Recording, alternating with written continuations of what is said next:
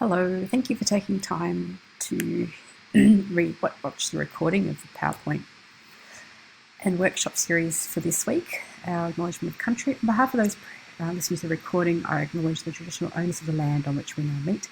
I pay my respects to their elders past, present and emerging. I also pay my respect to all Aboriginal and Torres Strait Islander people of Australia and hope that the path towards reconciliation continues to be shared and embraced. So just a reminder, the remote learning model is what we're working with this semester.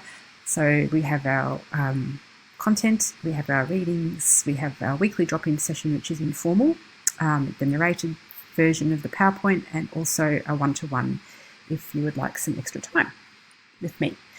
Okay, so this week we focus on gender and sexuality, the family and poverty, and we're looking to describe the concepts of difference and equity, identify categories of diversity and difference, identify and describe how equity and inclusion are linked to social justice, and identify ways and analyse strategies to explore social justice issues with children.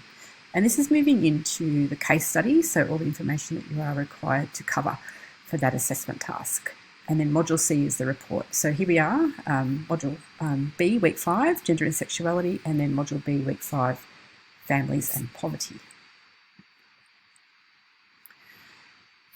So, gender categories, this is just from the content, just to bring your attention to it.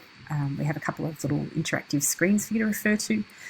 But we're considering the differences between sex and gender and how gender, sexuality and identities are constructed by children and what that means to them within their world. We look at how the theoretical perspectives can support framing your thinking and developing strategies that may support children. So if there's some sort of stereotyping and things that are occurring, we can extend those by using the theories and strategies to balance out and make things a little bit more neutral. So when we're discussing gender roles, something to think about is how in society we're expected to act and speak and dress and groom as gender forms and conduct ourselves based on our assigned sex. And lots of those things have been challenged, in our immediate generation, even with things like gay marriage and transgender sex conversions have become much more prominent in our discussions and the way we live, which in a way that we have not seen before. So bringing it back into a historical perspective, our gender roles, many countries, roles for men and women have changed. Women's suffrage was probably one of the most remarkable for women being able to vote, and New Zealand was the first in 1893. And then women in South Australia gained the right to vote in 1895. A little bit skewed because it was more about the numbers, so good, but what the emphasis was a little bit challenged. Women are now an integral part of the workforce, but still underrepresented in positions of power, and there's a gender pay gap, which is still quite significant. So gender roles are not biologically fixed. It's not either one or the other situation. Many facets intrinsically shape the formation and development of gender roles in our sexuality. So yeah, something to think about, and the way that we have developed as a society has influence on that, including neutral gendering children's toys. So marketing, and this links back to our unit in 2003 where we looked at gender specifically with children. But there's been renewed debate about the gendering of children's toys. For example, children are surrounded by TV, computer games, clothes, and toys that play a role in constructing concepts. And I know when you go into our department stores, there's still a pink section and a blue section. So, how far have we come? And what is available? So a person's sexuality is a dimension of his or her life that can be expressed individually or with others, and includes desires or practices involving someone of the other sex, the same sex, or both. So I'm not going to read this to you, but it's basically comes from the reading by Richardson and Schuster, and just talks about how children learn about sex from the world, and children who have been brought up in agricultural settings have the role modelling of what they see when the animals are breeding as their normal day-to-day experience, whereas children in the city may not see that. And children are inherently sexual. Sexual development is relevant to every age, stage of life, with corresponding needs for information and skills related to puberty, reproduction, relationships, and gender. And children are a part of their bodies and they explore them and ask questions, which is a good thing. So we have Tony again, and he takes us through a conversation about gender and his own experience as a male educator and what's often considered a woman's profession. And we did touch on this sort of at the start of the unit about the stereotyping of the profession.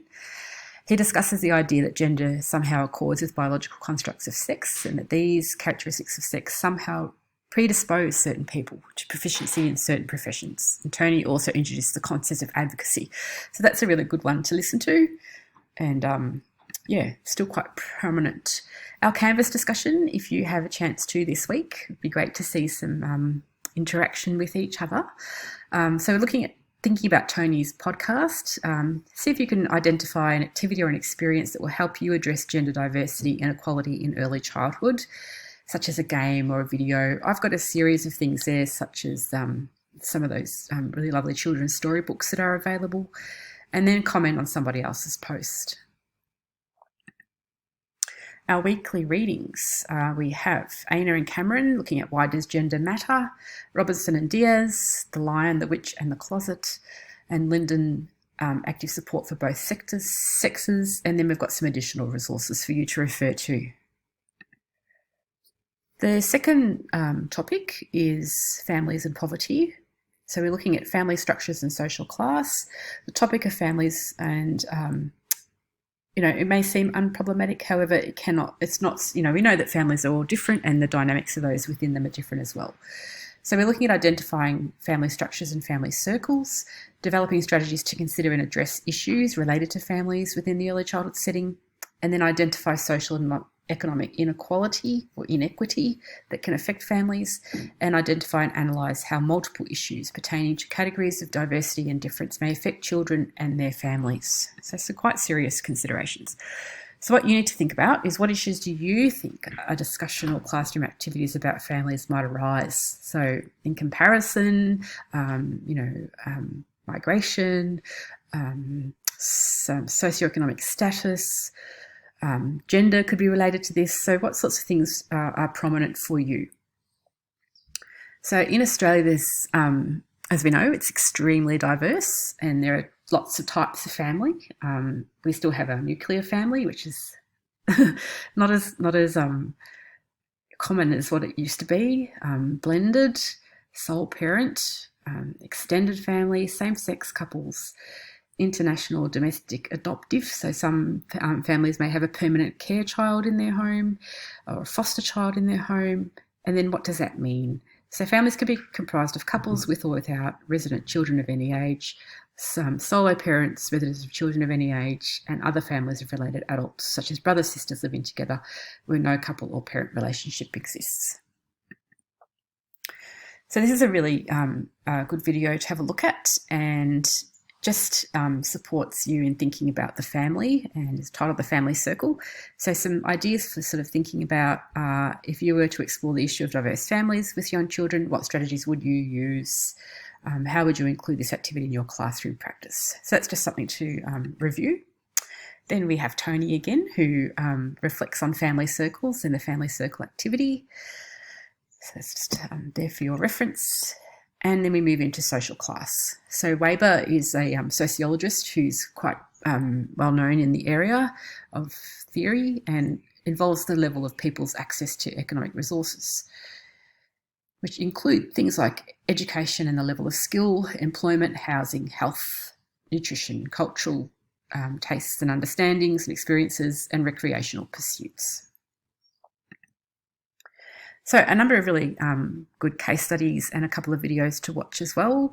While you're watching, think about, what do we mean by social class? What was your personal understanding of the word class, and how has that shifted? Is a social class a useful way of characterising individuals? Is there an underclass in Australia? If so, who are they? And is social class inherited or made? Our discussion for this topic, we're asking you to have a think about these questions in response to one of the case studies that you can focus on. apply the concepts of diversity, difference, and principles of social justice and how they would describe the situation that they've presented, biases and stereotypes in the scenario, suggest any teaching strategies to support children. So there'd be a really nice discussion there if you could start sort of interacting and collaborating with each other, and I look forward to your points. So the weekly readings in this topic, we've got the same as the previous one for most. So with Robinson and Diaz is covered. Linden looks at diversity in family life. Leroux, the power and limits of social class. Hewitt and Walter. Yeah, so there's quite a bit there. McNaughton's another one. You should be familiar with McNaughton's work from early childhood and some other resources. So please refer to these when you're preparing your assessment task. So the assessment to case study is something that you should be working on. We'll have a discussion in our drop-in session to see how that's looking, to make sure that everybody's in a group. If you're not in one by now, please let me know. And yeah, hopefully you've got that happening and arranged as far as timelines. Particularly because next week we move into our placement teaching block, so there's no scheduled times and classes for the next 2 weeks. Then we come back in week 7 looking at Module C, which is the next assessment task. So this was sort of today was the last one for Module B. This recording in this week, sorry. And then we go into principles of advocacy and activism and so on in topic 8, 9, 10, 11, and then a reflection week in week 12, which is the assessment due. So we've got some touch points, but not many. We're really working towards the end of the semester from here on.